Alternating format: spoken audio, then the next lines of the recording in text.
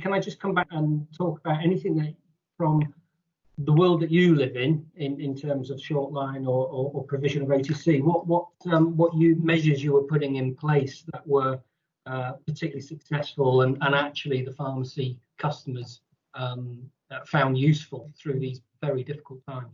We initially got our staff working from home, which obviously en masse the country done that, but we operate a call centre. That's a fairly alien concept for a call centre to be operating from their kitchen table. But we managed to do that really effectively quite early.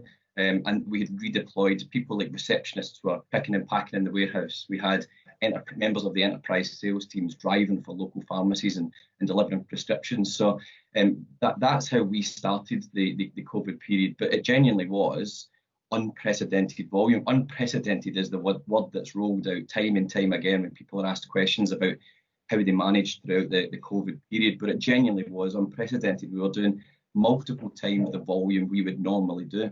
Now, stock services, both Trident and enterprise customers out the same depot, you simply cannot deal with that influx of business, influx of volume coming through your network and be able to operate as business as usual. It's impossible to do. So we genuinely had to make some tough decisions that we would have rather not had to make, actually.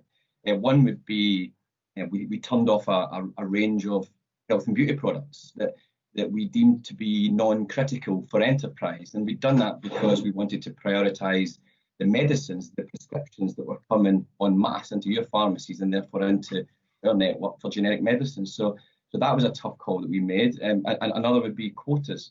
Operating with quotas from a Trident point of view is, again, it's something we would never normally do and we would never choose to do.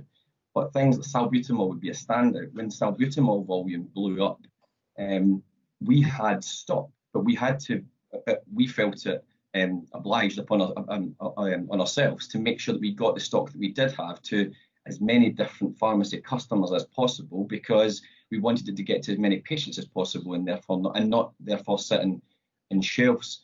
So that was a huge decision that we would normally choose not to do. Our website was only selling max quantities of certain products.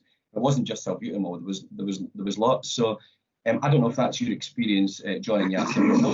It wasn't just products that were well documented as having Indian export bans. It was products that actually had no known issues within the supply chain that either pharmacies were stocking up, or the way the